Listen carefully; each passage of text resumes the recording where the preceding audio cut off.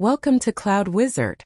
In this video, we're doing a complete deep dive into the multi-touch attribution system, covering everything from functional requirements and system architecture, all the way to low-level design and attribution models.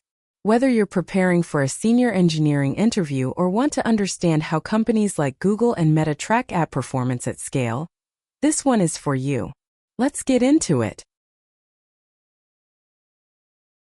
Hey there! Have you ever wondered which advertisement actually made someone buy something? Here's a scenario that happens all the time. A customer sees a Facebook ad on Monday, then clicks a Google ad on Wednesday, and finally makes a purchase after receiving an email on Thursday. Now, here's the problem: traditional marketing analytics would give 100% of the credit to that final email, meaning the Facebook ad that started it all gets completely ignored. Today, I'm going to walk you through a multi-touch attribution system that solves this exact problem. This system captures every interaction across web, mobile apps, and server connections, stitches together user identities across different devices, and runs 6 different attribution models simultaneously. By the end of this video, you'll understand how to handle 500,000 events per second, resolve cross-device identity using something called union-find graphs, and serve marketing reports in under 3 seconds. This is the same type of architecture used at major companies like Google, Meta, and The Trade Desk. So let's start with the core problem we're solving. Think of this system as a referee in a sporting match. When multiple players contribute to scoring a goal, the referee decides how much credit each player deserves.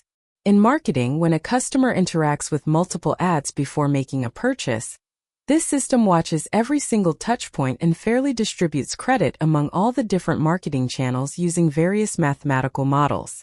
This helps marketers understand where they should invest their budget next month, based on the complete story of how customers actually convert, rather than just looking at the last click. Now let's break down what this system actually needs to do. These are the functional requirements, the capabilities the system must deliver. First up is event collection.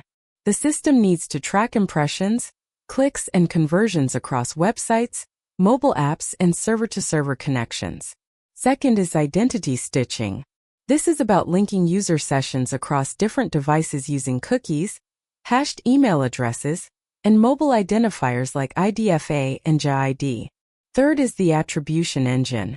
This is the core processing that runs 6 different attribution models, things like first touch, last touch, linear, time-decay, position-based, and data-driven models. Fourth is the reporting API. This serves data breakdowns by channel, campaign, and model with under 3-second response times. And finally, privacy controls. The system must comply with GDPR and CCPA regulations, allow data erasure within 30 days, and never store raw personally identifiable information. Here's where it gets really interesting: the non-functional requirements. These define how well the system must perform. We're talking about handling 500,000 events per second at peak volume. That's over 5 billion events every single day. The system needs to ingest events in under 200 milliseconds. That's the 99th percentile latency from when an event is generated to when it reaches Kafka. For queries, we need response times under 3 seconds for standard reports covering 90 days of data. We need 0 event loss, which means using Kafka with a replication factor of 3. And for data retention, we keep raw data for 2 years and aggregated data for 5 years. Here's how the system architecture flows. The data moves through several layers, and each layer can scale independently. Starting with ingestion, client SDKs send events to an edge collector running on Cloudflare workers, which then pushes data to Kafka with 512 partitions and replication factor of 3. Then comes processing.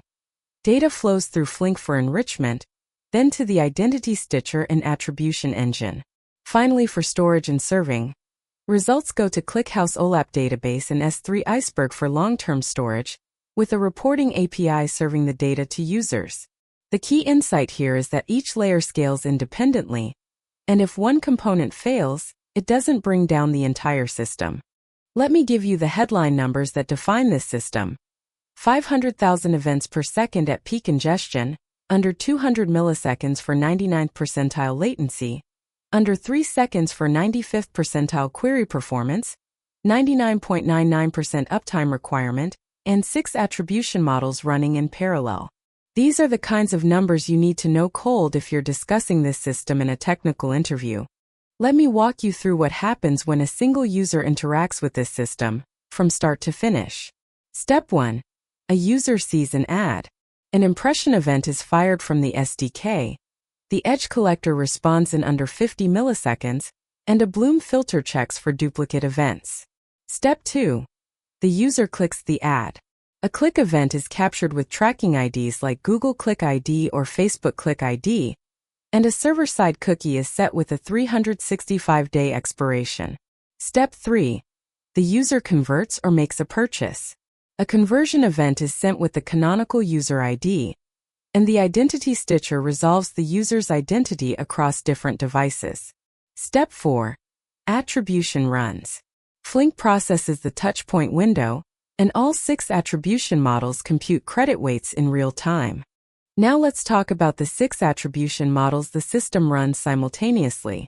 First touch gives 100% of the credit to the first interaction. This is great for understanding which channels create awareness. Last touch gives 100% to the final interaction. This helps identify which channels close deals. Linear distributes credit equally among all touchpoints. This is the fairest simple approach. Time-Decay gives more weight to recent interactions. This assumes that closer interactions to conversion matter more. Position-based gives 40% to the first interaction, 40% to the last, and splits the remaining 20% among middle interactions. This balances awareness and conversion. And data-driven, specifically the Shapley model, uses game theory to determine the statistically fairest credit distribution. This requires 30 or more days of conversion history to train properly. The system runs all 6 simultaneously so marketers can compare results and build trust in the data-driven model before making budget decisions based on it. Let me explain how the identity stitching works because this is really clever. The system uses something called the union find algorithm stored in Redis. Think of it as a graph where each user's different identifiers are nodes, and the algorithm finds which nodes actually belong to the same person. The path-compressed union find is stored in Redis as 2 data structures, a parent array and a rank array. The find operation follows parent pointers with path compression, which is a fancy way of saying it optimizes the path to find connections faster. The union operation merges identities by rank, where smaller ranked identities attach to larger ranked ones. Here's the key insight. Deterministic signals like hashed email always win over probabilistic signals. The deterministic node becomes the root of the identity graph. There's also a Neptune graph database that stores the full identity graph for audit trails and complex queries. The system uses a 3-tier approach. First, deterministic matching using hashed email from checkout, which covers about 60% of conversions. Then first-party cookies add another 25%. Finally, probabilistic device fingerprinting covers the remaining 15%, but only for users who have explicitly consented under GDPR. So what are the key takeaways from this multi-touch attribution system? First, independent scaling at each layer. The ingestion, processing, and storage layers can all scale independently. Second, real-time processing with batch fallback.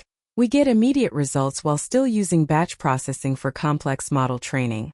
Third, a privacy-first approach to identity resolution, deterministic matching first, with probabilistic fallback only when users consent. This represents production-grade architecture used by leading tech companies. It's designed to handle massive scale while providing real-time insights and maintaining strict privacy compliance. The types of design decisions we've discussed, the trade-offs between real-time and batch, deterministic and probabilistic, these are exactly the kinds of considerations that come up in senior engineering interviews at top tech companies. Thanks for watching, and I hope this gives you a solid understanding of how modern multi-touch attribution systems work at scale. And that's a wrap on multi-touch attribution system design. We covered the full picture, from ingestion with Kafka, stream processing with Flink, storage in ClickHouse, all 6 attribution models, and identity stitching with Union Find. If this video helped you, Please hit that subscribe button and the bell icon so you never miss a new system design video. Drop your questions in the comments below. I read every single one. See you in the next one at Cloud Wizard.